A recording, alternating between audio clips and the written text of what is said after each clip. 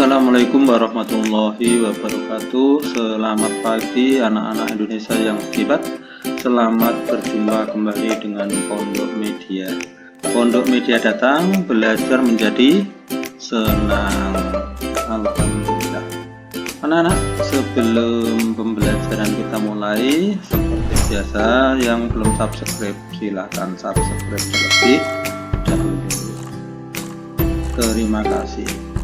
Sebelumnya kita berdoa terlebih dahulu agar ilmu yang kita peroleh bermanfaat bagi kita dan bermanfaat bagi lingkungan kita semua. Berdoa menurut agama dan kepercayaannya masing-masing dipersilahkan. Amin. Baiklah anak, kita langsung ke materi pembelajaran. Kali ini kita ke tema 4, subtema 2, pembelajaran 2. Muatan pelajaran untuk kali ini yang pertama adalah bahasa Indonesia tentang makna dan amanat pantun, masih sama ya. Kemudian IPA-nya penyebab dan jenis gangguan organ peredaran darah. Kemudian yang ketiga adalah SBDP tentang tari dan propertinya. Olahraga selalu berhubungan dengan kesehatan manusia, misalnya kesehatan organ peredaran darah manusia. Dengan berolahraga kita dapat meminimalisasi gangguan pada organ peredaran darah. Selain berolahraga, apakah menari juga dapat menghindarkan gangguan pada organ peredaran darah manusia? Menari itu bergerak tidak? Olahraga itu bergerak tidak? Nah, jadi hubungan antara olahraga dan menari ini masih ada kesamaannya, yaitu sama-sama menggerakkan anggota tubuh kita. Jadi termasuk juga bisa menyehatkan. Ya, kita lanjut. Sesampai di kelas, Udin, Beni, dan anak lain disambut oleh Bu Guru yang membacakan pantun dengan ceria. Perhatikan gambar dan pantun yang diucapkan oleh Ibu Guru berikut. Pergi ke toko membeli gitar dipetik sungguh memikat. Murid ibu semua pintar, masuk kelas tanpa terlambat. Beni dan semua anak-anak kelas 5 bertepuk tangan tanda senang dengan pantun yang diucapkan oleh Ibu Guru. Tidak lama kemudian Beni membalas pantun Ibu Guru. Berikut pantun Beni. Pagi-pagi berolahraga, keliling kampung berlari-lari. Belajar itu perlu berdoa supaya kita berilmu tinggi. Kita tadi sudah berdoa, anak-anak? Sudah, ya.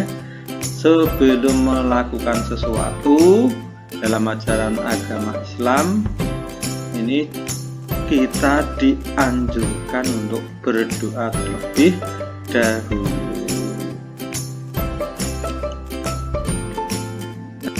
Yang pertama, apakah yang dimaksud dengan pantun? Kemudian di sini dibandingkan juga dengan syair. Nah, tugas kalian adalah mencari tahu pengertian pantun. Kalau pengertian pantun kalian tentunya sudah tahu ya, di pembelajaran sebelumnya sudah ada pengertian tentang pantun. Sekarang yang syair silahkan anak-anak cari di internet ya. Mengapa sedikit-sedikit disuruh untuk mencari anak-anak?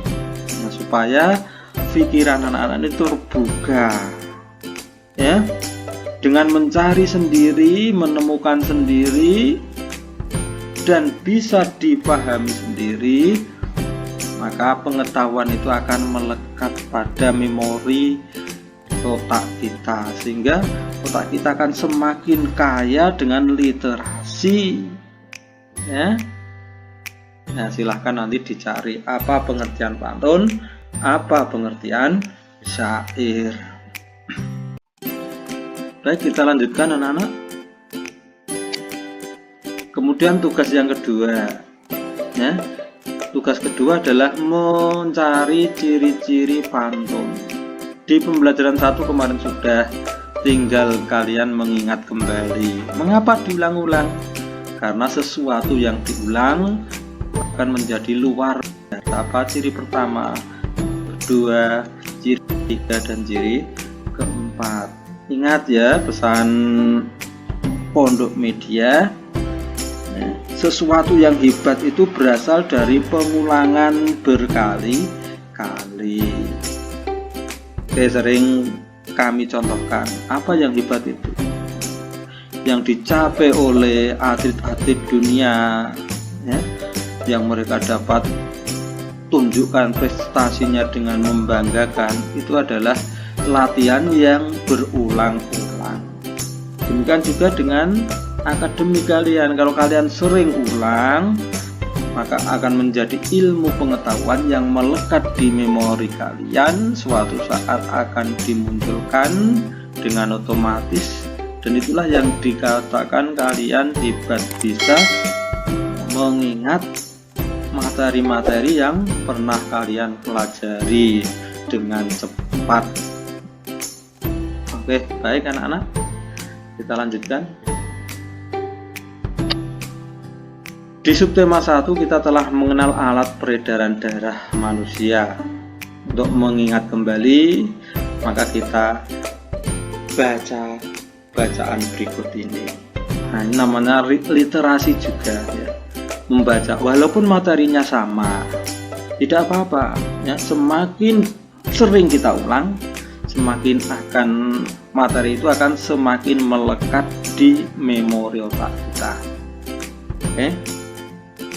Organ peredaran darah pada manusia terdiri atas pembuluh darah dan jantung. Keduanya memiliki fungsi berbeda-beda. Namun membahas kedua organ pembuluh darah itu saja tidaklah lengkap tanpa membahas tentang darah.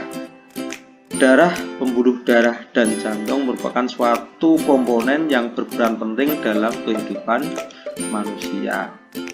Darah, apa itu darah?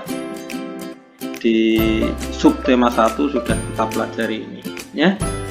Pengertian darah yang paling mendasar adalah cairan dalam tubuh yang berperan untuk menghantarkan nutrisi, hormon, dan oksigen ke seluruh tubuh, serta mengangkut racun dalam tubuh untuk diberikan ke organ lain yang bertugas menyaringnya.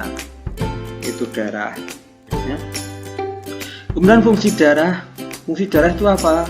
Yang pertama, sebagai alat pengangkut sari makanan dan O2 atau oksigen ini ya ke seluruh tubuh, dan sisa-sisa metabolisme ke organ ekskresi. Kemudian yang kedua, menjaga agar temperatur tubuh bisa tetap. Yang ketiga, mengedarkan air yang berfungsi untuk reaksi enzimatis atau untuk menjaga tekanan osmosis tubuh. Kemudian yang keempat, mengedarkan getah bening. Yang kelima, menghindarkan tubuh dari infeksi, membentuk antibodi berupa sel darah putih dan sel darah pembeku. Kemudian yang keenam, menjaga kestabilan suhu tubuh. Yang ketujuh, mengatur keseimbangan asam basa atau istilahnya HB. Nah, kemarin juga sudah kita pelajari tentang fungsi darah. Tinggal kita mengingat, mengulang kembali supaya apa tadi? Ilmu yang kita dapat ini akan melekat di memori otak kita, sehingga kita akan mudah untuk mengingatnya kembali. Baik. Nah, ini pembuluh darah yang kedua ya. Yang tadi nomor pertama adalah darah, yang kedua adalah pembuluh darah. Pada peredaran darah manusia terdapat 3 pembuluh darah, yaitu pembuluh darah arteri, vena, dan kapiler. Arteri berfungsi untuk mengalirkan darah keluar dari jantung. Vena untuk mengalirkan darah menuju ke jantung. Di subtema 1 sudah kita pelajari ini ya. Ada peredaran darah besar, ada peredaran darah kecil, peredaran darah bersih, dan peredaran darah kotor. Dan pembuluh kapiler untuk menghubungkan ujung pembuluh nadi terkecil atau arteriola dan ujung pembuluh vena terkecil, venula. Pembuluh kapiler merupakan pembuluh darah yang sangat halus dan langsung berhubungan dengan sel-sel jaringan tubuh. Ini adalah gambaran pembuluh darah. Kemudian yang paling utama ini adalah jantung. Jantung manusia terletak di rongga dada dan di atas diafragma. Apa diafragma kemarin? Sekat antara rongga dada dengan rongga perut, namanya diafragma. Jantung terdiri atas beberapa bagian, yaitu perikardium, pembungkus jantung, miokardium, otot jantung, dan endokardium, pembatas ruang jantung. Pada jantung terdapat arteri umbilikus yang menghubungkan aliran darah pada fetus yang menyerap oksigen dan sari makanan. Sedangkan foramen ovale merupakan lubang jantung pada fetus. Nanti akan kalian pelajari lebih lanjut di SMP dan SMA. Kemudian jantung manusia terbagi menjadi 4 ruang. Kemarin sudah kita pelajari di subtema 1. Masih ingat ya? Ada disingkat serba serbi, bika, biki. Kemudian aliran darahnya kemarin juga sudah kita pelajari. Silahkan diingat-ingat kembali. Ya, kita lanjut. Setelah membaca bagian di atas, tentu kita tahu bahwa organ peredaran sangat dibutuhkan oleh tubuh. Oleh karena itu, organ peredaran darah jangan sampai terkena gangguan. Pada pembelajaran 1 kemarin, kamu telah mendefinisikan penyebab dan jenis gangguan pada organ peredaran darah. Itu malah dalam tugas, ya. Ingat ya, ingat kembali. Kemudian kita coba membaca bacaan berikut ini agar pengetahuan kita tentang gangguan pada organ peredaran darah lebih luas lagi. Gangguan pada organ peredaran darah manusia dapat terjadi karena yang pertama adalah non-keturunan dan keturunan. Jadi dibedakan menjadi 2 ya, faktornya. Gangguan pada organ peredaran darah non-keturunan dapat disebabkan oleh pola hidup dan makanan yang tidak sehat. Misalnya terlalu sering mengonsumsi makanan berlemak tinggi dan makanan berkadar kolesterol tinggi.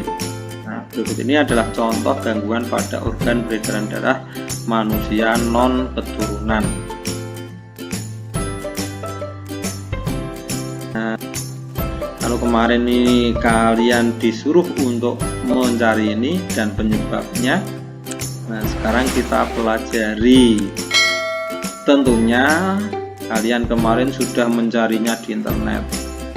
Coba kita cross check kembali dengan pengetahuan yang ada di video ini ya. Supaya apa? Nah, itu tadi ya, pengetahuan yang kalian dapat dari internet, dari mencari di berbagai sumber. Nah, kita cross check kan, oh iya berarti sama. Nah, dan materi itu nanti akan teringat selalu, melekat di otak kita. Oke, anemia. Gangguan ini disebabkan oleh rendahnya kadar Hb atau hemoglobin dalam darah. Rendahnya Hb dapat disebabkan makanan yang dikonsumsi kurang mengandung zat besi. Ciri penderitanya adalah mudah lelah dan sering merasa pusing.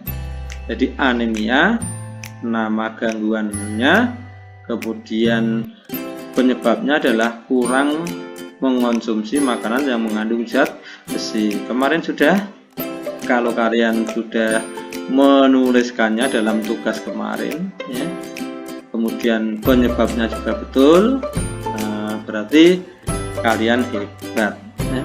Dengan demikian kan kalian akan selalu teringat, oh iya dalam tugas kemarin anemia itu. Kemudian dalam materi ini diulang kembali, oh anemia sama ya, penyebabnya juga sama, akan selalu teringat ya.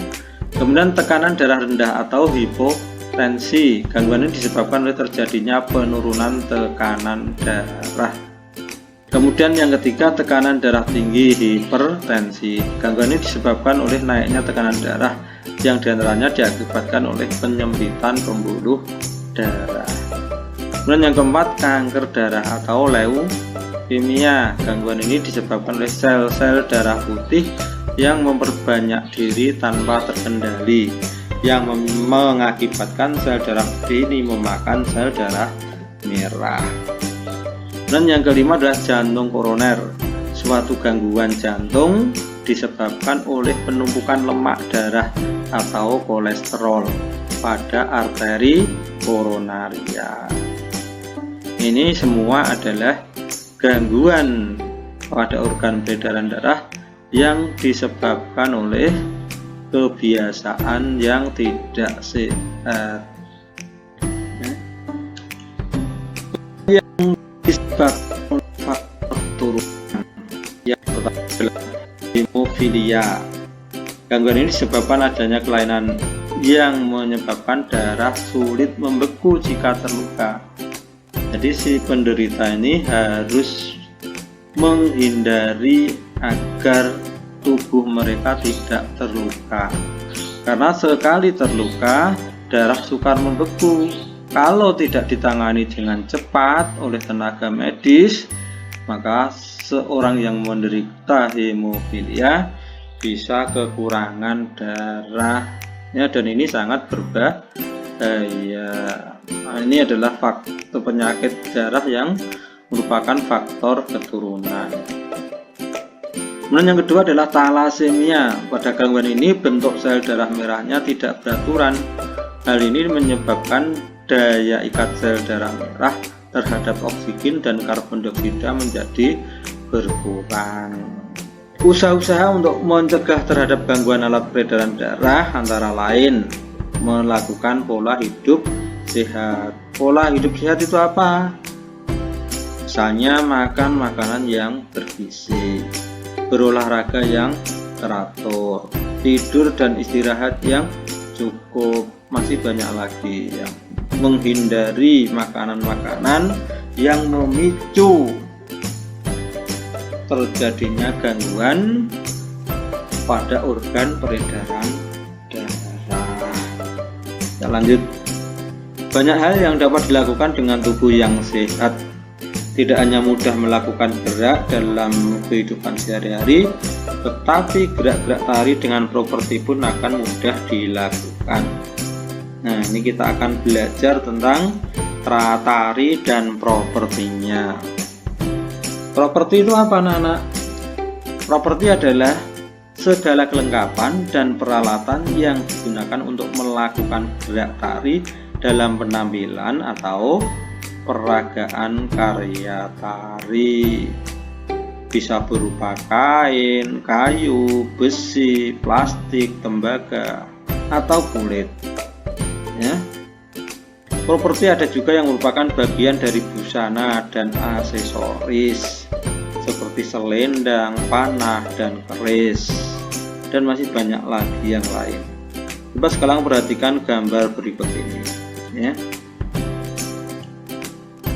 Nah, ini tugas kalian adalah mencari properti pada masing-masing tari yang ada pada gambar ini. Silahkan. Ini tugas yang ketiga. Ini propertinya apa? Gambar 1. Gambar yang kedua, nama propertinya apa? Tulis di sini. Dan yang ketiga, tulis propertinya. Silahkan dikerjakan di buku tugas masing-masing. Kemudian tugas yang keempat adalah menyimpulkan. Apakah properti tari tadi? Masih ingat ya? Silahkan ditulis di sini.